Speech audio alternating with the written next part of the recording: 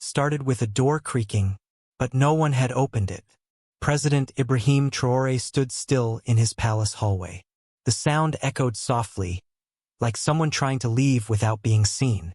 The night was calm. The guards were all at their posts, and yet, something felt wrong. It wasn't the kind of wrong you could see. It was the kind that crawled on your skin and whispered in your ears when no one was around. A cold breeze swept past him though all the windows were closed. He turned around slowly. On the marble floor, near the golden pillar, something white fluttered. A letter. No one saw it fall. No one saw who dropped it. But it was there, as if the palace itself had breathed it out. President Traoré picked up the paper and unfolded it. The handwriting was messy, rushed, but the message was clear. Before Independence Day, they will try to remove you. Look within your house. The enemy wears your uniform. De Beer is only the blade. The hand holding it is close to your back. Below that were 5 names. All soldiers. All trusted. Including one that made his heart beat louder, Colonel De Beer. He looked around quickly, folded the paper, and tucked it deep into his jacket. The palace was too quiet. He couldn't trust the walls. He couldn't trust the guards. He couldn't even trust his own shadow now. That night, instead of sleeping, Traoré stayed awake in his study. He read the letter again under the dim light of a lamp. His hand tightened on the paper. The problem with power wasn't that people wanted to take it. It was that they would smile at you while planning how to do it. There was only one man he could trust with this secret. Captain Naba Zongo.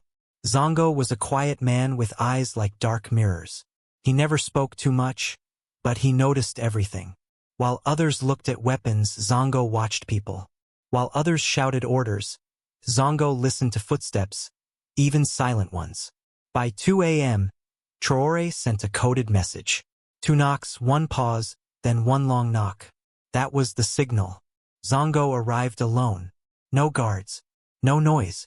He stepped into the study like a ghost in boots. "Sir," he said, standing straight, his face hard like stone. Traoré handed him the letter. Zongo read it quickly. His eyes didn't blink once. "You're the only one who will know," Traoré said. "Not even the generals. Not the ministers. No one." Zongo nodded. "I'll vanish before the sun rises." By morning, Captain Zongo was gone from the capital. His name was not on any list. His face was not on any camera. He had disappeared into the shadows. To most people, he had taken leave to visit his sick uncle in a far-off village. But the truth was different. He had changed into old clothes, ripped, dusty, worn out. His military boots were hidden, replaced with rubber slippers. His sharp uniform was now a dirty shirt and a tattered cap. He wasn't Captain Zongo anymore. He was now Old Boubacar, a harmless cleaner who swept army halls and cleaned offices. No one noticed the cleaner in the corner. No one cared if he was there or not. That was the secret. 3 days passed. Zongo cleaned floors, mopped windows, and emptied trash in the main army barracks. But his ears were wide open. He heard whispers. Some soldiers joked about how the president was too strong for foreign business. Others mentioned getting things back to normal. But the strangest whisper came from 2 captains sitting in the kitchen. "Independence Day," one of them said. The other nodded. "They'll make their move then. France is ready." The first one leaned closer. "De Beer is just the speaker. The one paying for the mic is bigger." Zongo didn't react. He just swept around them, smiling like a foolish old man. Inside, his mind was burning. That evening, Zongo followed Colonel De Beer.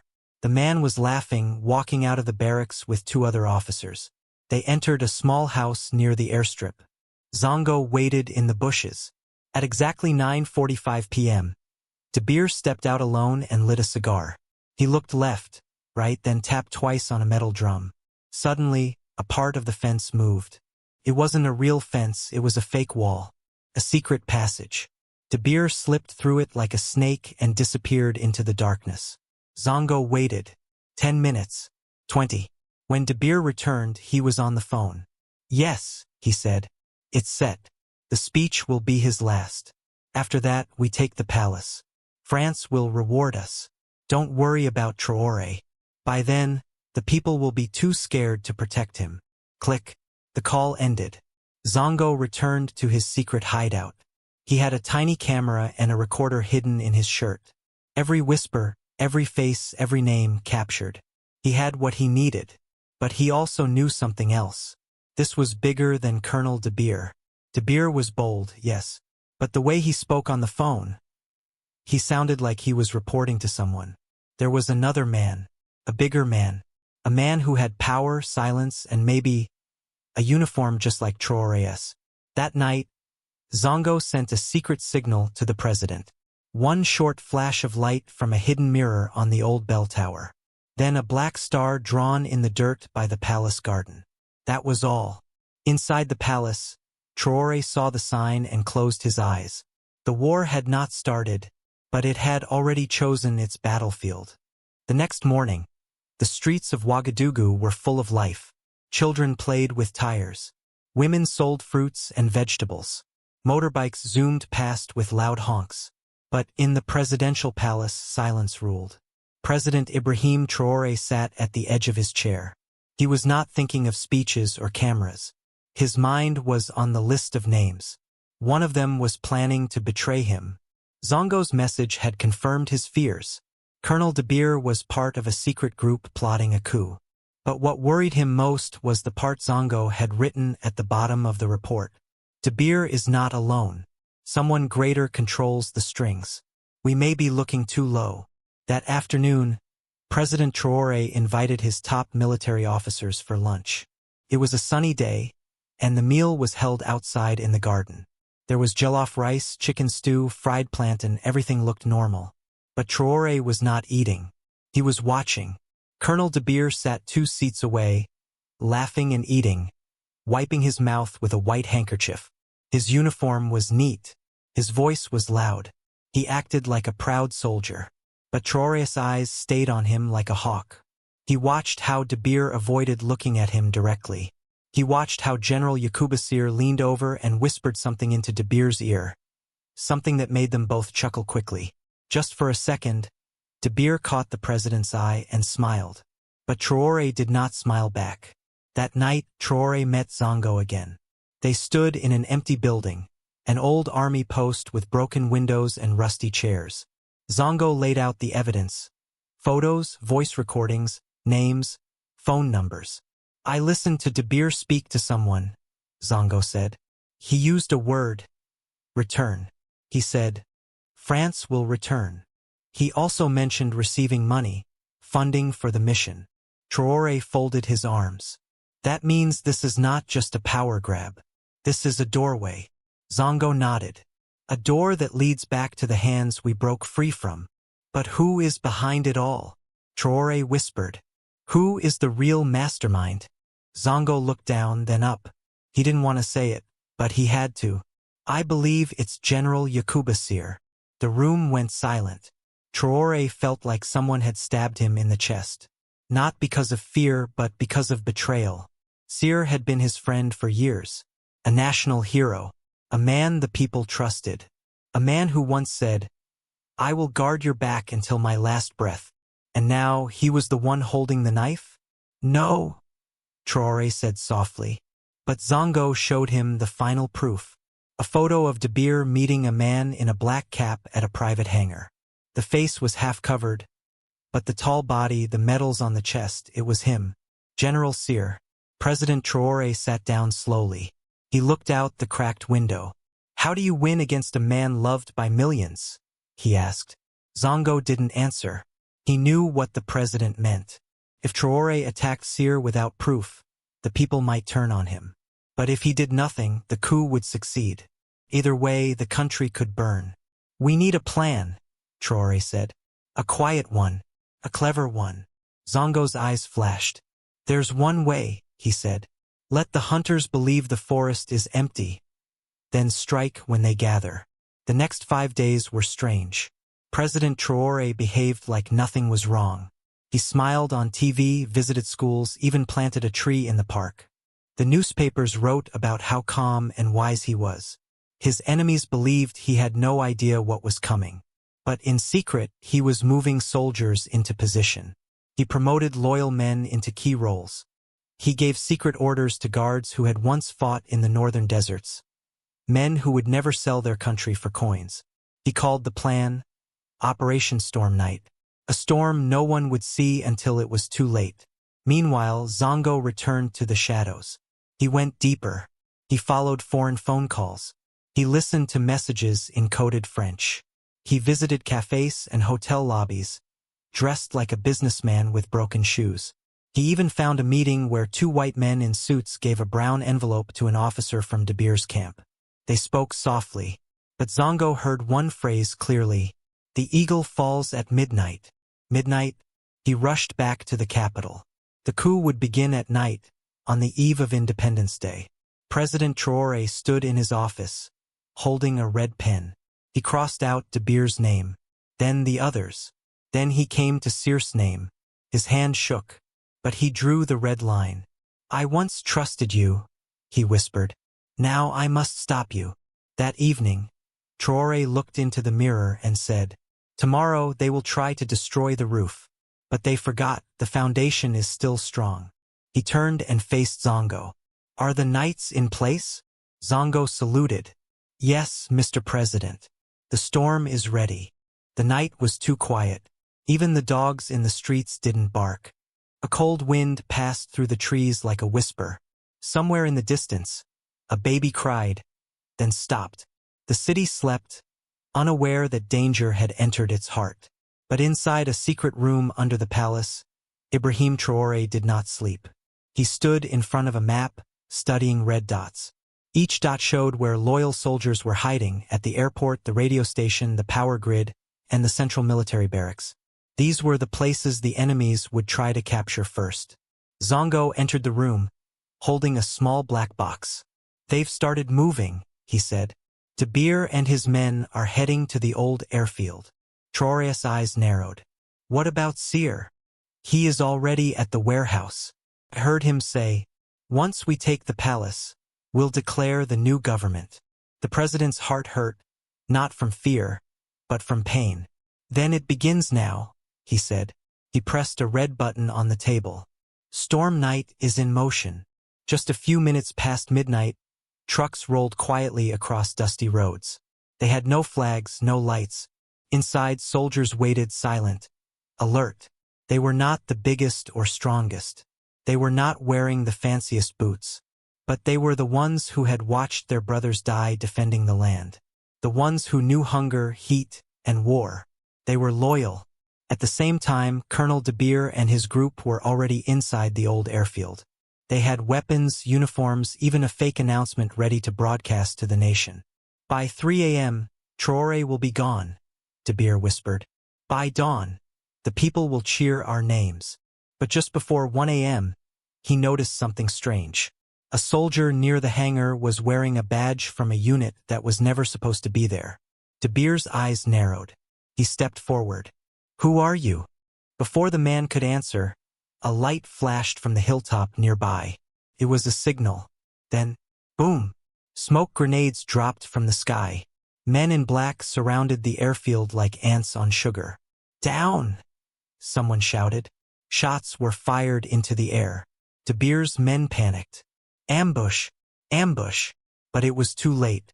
Within 10 minutes, the whole group had been disarmed. Colonel De Beer knelt on the ground, hands on his head, breathing fast. Zongo stepped out of the shadows. "Did you think we would not see you?" he said quietly. De Beer's eyes widened. "Zongo, you spoke too loud in a land that hears whispers."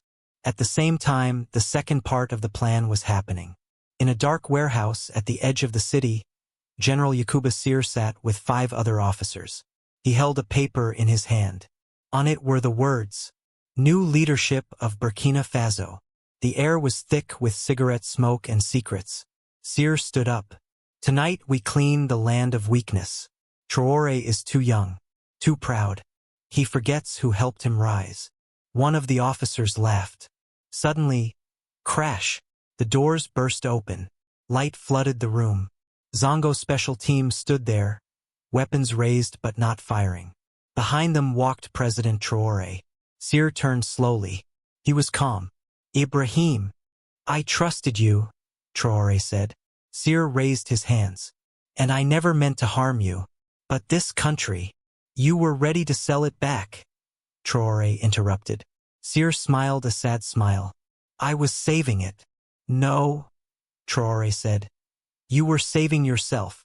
Zongo walked forward and handed handcuffs to Seer. The general looked at him. You were the shadow, weren't you? Zongo nodded. I was the mirror. You just didn't like what you saw. By 2:30 a.m., all the coup leaders had been captured. Some were crying. Some were silent. Some still thought someone would come to rescue them. But nobody came.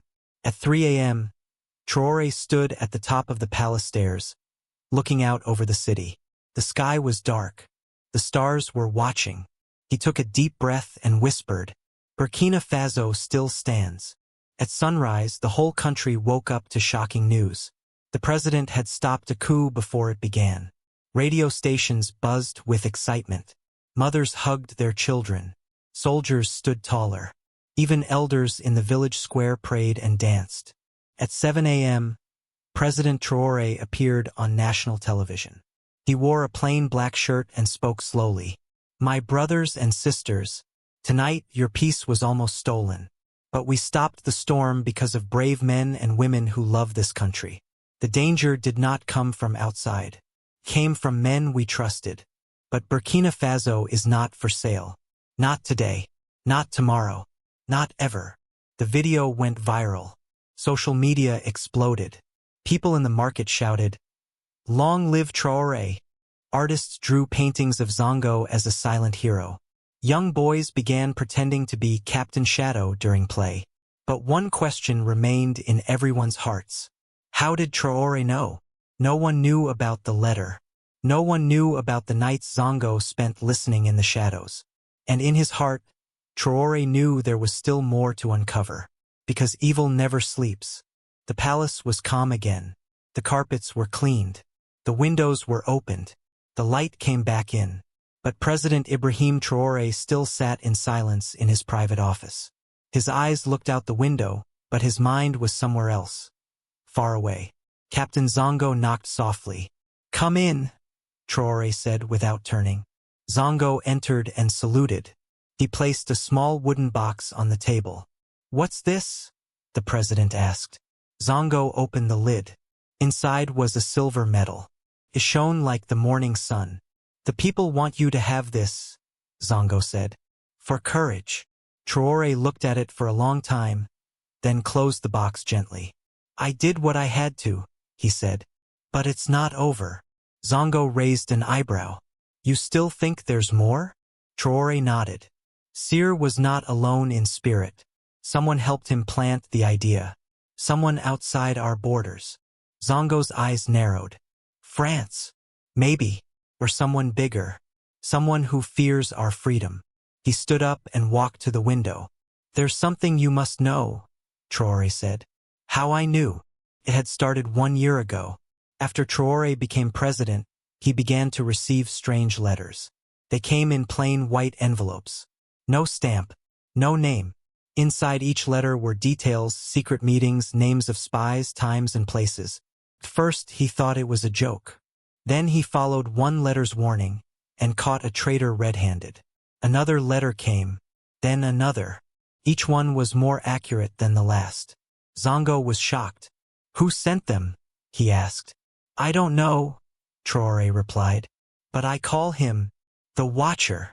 Zongo's heart beat faster. You never told anyone? No, not even my guards. I burned each letter after reading it. I memorized them all. Zongo looked at the president with deep respect. You were carrying this secret alone? Traoré smiled faintly. A good leader must sometimes stand in the fire so others can stay warm. Later that day, there was a ceremony in the palace courtyard. Hundreds of soldiers stood in rows. Drums played softly. Flags waved in the wind. Traoré walked down the line, pinning a red and black star on the chests of the loyal. When he reached Zongo, the crowd clapped loudest. Captain Zongo, Traoré said, Your shadow work saved our light. Zongo saluted. And your faith guided our steps. Traore smiled and whispered, "May our land never forget what almost happened in the dark." That evening, the sun set like gold pouring from the sky. Children danced in the streets. Women cooked stews and sang songs of freedom. But in a quiet room, Traore sat with a final letter in his hands. This one was different. On it, the handwriting said, "One more remains." The words made his blood freeze. He turned the page slowly. There was no name, just a symbol, an eye inside a triangle.